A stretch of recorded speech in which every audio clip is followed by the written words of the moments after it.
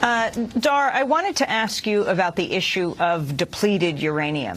In 2004, a special investigation by Democracy Now! Co-host Juan Gonzalez of the New York Daily News found 4 of 9 soldiers of the 442nd Military Police Company of the New York Army National Guard returning from Iraq tested positive for depleted uranium contamination. They were the first confirmed cases of inhaled depleted uranium exposure from the Iraq conflict.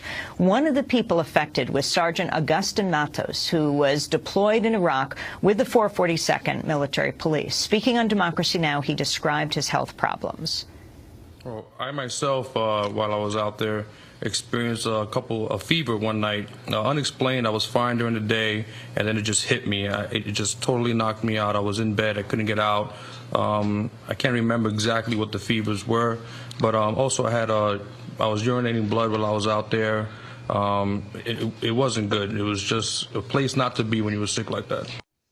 That was Sergeant Agustin Matos. What did you find as you returned to Iraq this last time, Dahr Jamail, about depleted uranium and its effect on Iraqis? Overall, the country has seen a massive increase in cancer rates from the 1991 Gulf War up to present, even according to official Iraqi government statistics. In 1991, for example, there were 40 registered cases of cancer out of 100,000 Iraqis. By 1995, 4 years after that war, that number had jumped to 800 out of 100,000 Iraqis. And then Dahr, by 2005, that number had doubled. Dahr, as you speak, I just want to say we're going to be showing images, and I want to warn our TV audience, for our radio listeners, if you want to go to the website, you'll be able to see the kind of images that that you captured, Dahr, when you were in Iraq. Go ahead. Keep saying what you were saying. The most recent statistic I'll end with before I get into Fallujah and what these images are showing is that in 2005 we saw 1,600 Iraqis with cancer out of 100,000, so a massive escalation that continues. And going on to Fallujah, because I wrote about this a year ago and then I returned to the city again this trip, we are seeing an absolute crisis of congenital malformations of newborn. There is one doctor, a pediatrician named Dr. Samira Alani, working on this crisis in the city. She's the only person there registering cases, and she's seeing horrific birth defects. I mean, these are extremely hard to look at. They're extremely hard to bear witness to, but it's something that we all need to pay attention to because of the amount of depleted uranium used by the U.S. military during both of their brutal attacks on the city of 2004, as well as other toxic munitions like white phosphorus, among other things. And so what this has generated is from 2004 up to this day, we are seeing a rate of congenital malformations in the city of Fallujah that is surpassed even that in the aftermath of, in the wake of the Japanese cities of Hiroshima and Nagasaki that were, that nuclear bombs were dropped on at the end of World War II. So Dr. Samir Alani actually visited with doctors in Japan, comparing statistics, and found that the amount of congenital malformations in Fallujah is 14 times greater than the same rate measured in the cities of Hiroshima and Nagasaki in Japan in the aftermath of the nuclear bombings.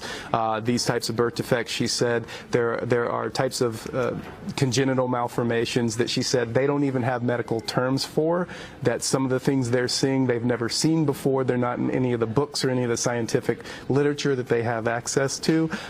She said it's common now in Fallujah for newborns to come out with massive multiple systemic defects, immune problems, massive central nervous system problems, massive heart problems, skeletal disorders, babies being born with 2 heads, babies being born with half of their internal organs outside of their bodies, cyclops babies literally with 1 eye, really horrific, nightmarish types of birth defects, and it is ongoing.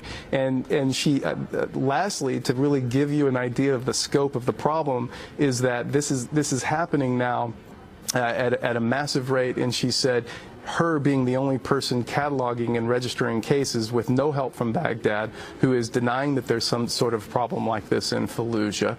She said that she could probably safely estimate that the number of cases, as high as the rate that she's seeing, could probably be doubled because so many people are having their babies at home and just taking care of it. You know, most of these babies are being born dead, and then they're not reporting it whatsoever. So this is an ongoing crisis, and the rate has not increased since last year, but it's not decreased either. It was still, when I talked to her last year, it was 14 times a greater rate of malformations in newborns as compared to the aftermath areas of the nuclear bombings in Japan, and it's the same when I spoke with her about this 1 week ago.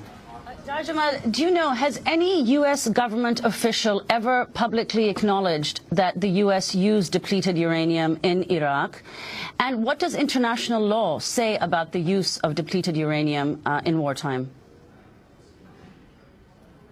The Pentagon has admitted to using several hundred tons during the '91 Gulf War. It's hard to get official figures from them from this current, the most recent war, where certainly they've admitted that it was used, but figures range anywhere from another couple of hundred tons upwards to 800 tons. There's been no official statement that I've seen anyway from the Pentagon talking about the effects of these weapons either on the Iraqi civilian population or members of the U.S. military who use them, like the person in the clip that you played earlier.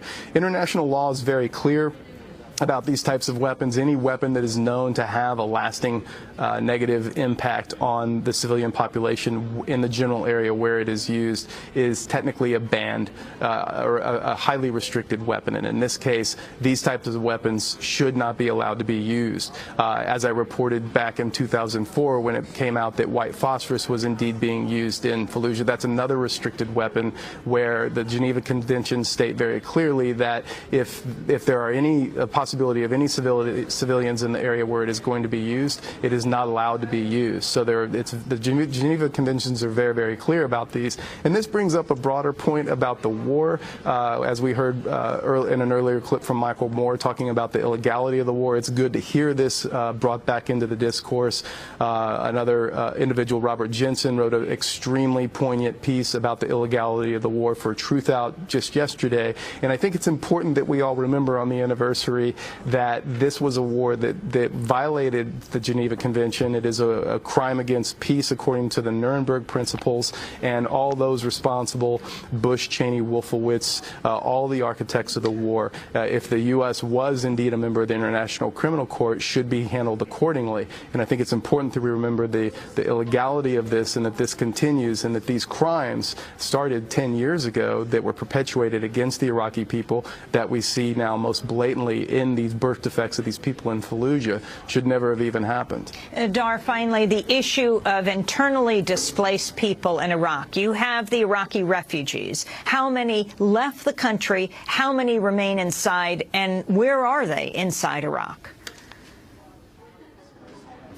Well, at the height of the sectarian bloodletting in 2006-2007, there were over 4 million refugees, roughly half of them in the country, half of them who had fled the country largely to Syria and to Jordan. To this day, according to official Iraqi government statistics, there's 1.1 million internally displaced persons in Iraq. The majority of those are in Baghdad. Most of them have fled from sectarian cleansings of the aforementioned years and from the mixed neighborhoods where they had used to live, or the mixed villages, and into oftentimes primarily Sunni areas seeking refuge. So they're not getting really any help whatsoever from the government. They're living in horrible situations, and it was really a poignant thing to witness, Amy, because despite these people living in really difficult conditions, oftentimes living amongst giant piles of garbage, you walk in and as per Iraqi Arab custom, you're offered a drink, although even in so many of these cases people only had literally a glass of water that they could offer you, despite the fact that they're living with no government assistance and help, and basically no hope for a future of where are we going to go from here. How is this situation in any way going to improve for us when things look so bleak with a government in gridlock and it looking like we're poised for another massive increase in sectarian violence? Finally, Dahr,